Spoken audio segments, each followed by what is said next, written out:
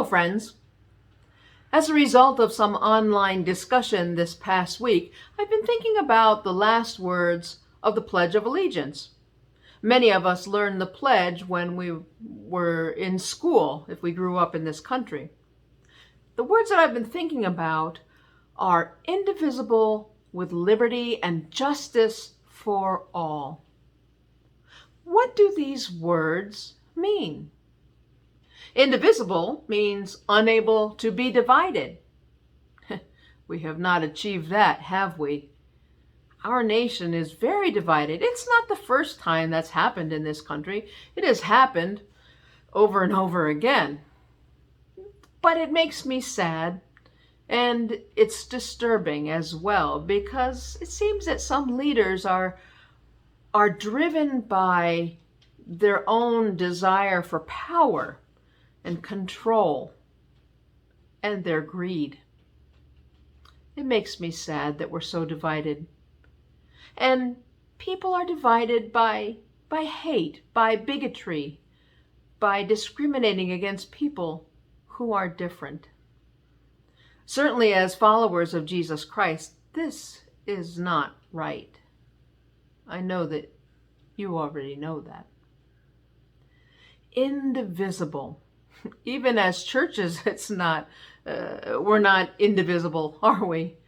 And that too, I'm sure, must hurt Christ's heart.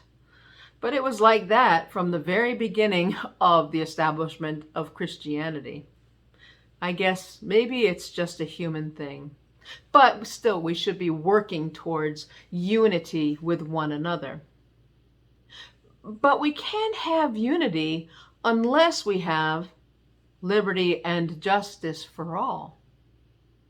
Liberty is about freedom, free to live the lives that we want, free from discrimination because of our race or gender identification or sexual orientation or economic status, freedom to live out our religious beliefs in whatever ways we want, as long as they're not harming others, and freedom to not live out religious beliefs. That's what the founders of this nation were really concerned about. They did not want to have a government faith imposed on people.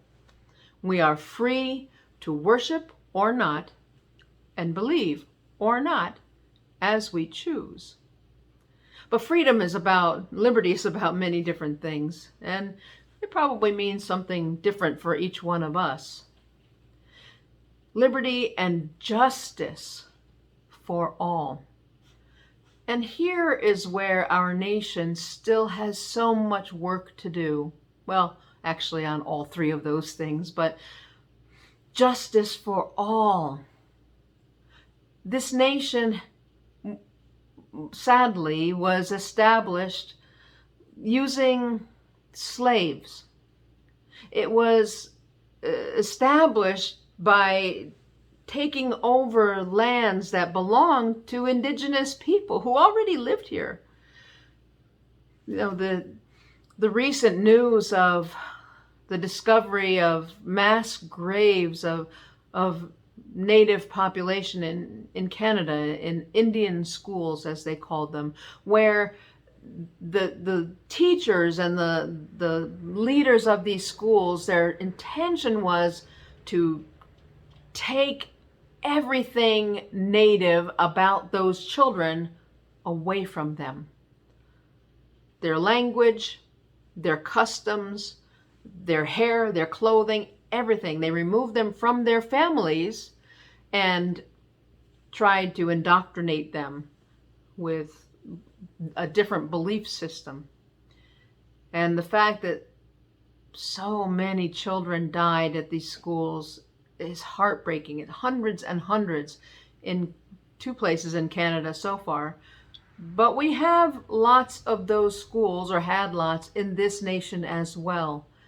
And there are horror stories here too.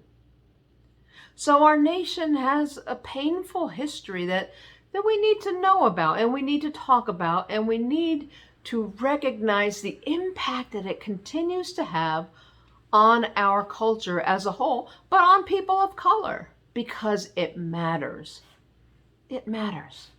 And it matters that we as white people, if you are a white person, it matters that we educate ourselves and our families and friends and children so that we can be different, so that we can find those places within ourselves where we might have some surprising or maybe not surprising bigotry and prejudices, because we all do, and learn how to not only live differently, but make this country better. I believe that we can, but it takes a lot of work. There are lots of resources out there, and I'm going to be using some this fall, and I hope that you will join me as we delve into the issue, talking about race and how we can live together more peaceably, live together with freedom and justice for all. Because I believe that for me, is part of my calling as a follower of Jesus Christ. Oh, he didn't have any of this kind of political system, of course. He lived in an oppressed society where the Roman government inflicted their own beliefs and all kinds of things on the Jewish population. He knew what it was like to be oppressed, certainly. But he also claimed his own freedom. And he helped others to be free in their spirits. But I believe also it's important for me as a follower of Christ to be sure that that freedom is not just a physical, a spiritual or emotional thing, but it is a physical thing as well. And freedom comes from being accepted and welcomed and free to live as we choose, and to love as we choose, and to worship as we choose or not, and to have the lives that our founding fathers envisioned. Now, they themselves were products of their time. They had slaves, many of them. And so we know that we are still working towards that more perfect union. But this is my goal. This is my hope. This is my dream for our country. That we will, in these dramatic moments that we've been living out over this past year, that we will take this opportunity to do the work that we can and must do so that we can live in peace and justice and freedom. So as you celebrate Independence Day tomorrow, I hope that you will reflect on these things. What does indivisible with liberty and justice for all mean to you? How are you living that out? What changes might you want or need to make in your own life to be different, to think differently, to feel differently? And how can you work to help create a better society? I hope that you will join me on that quest. Be safe. Enjoy the rest of your weekend and the days and weeks to come. Peace and blessings to you.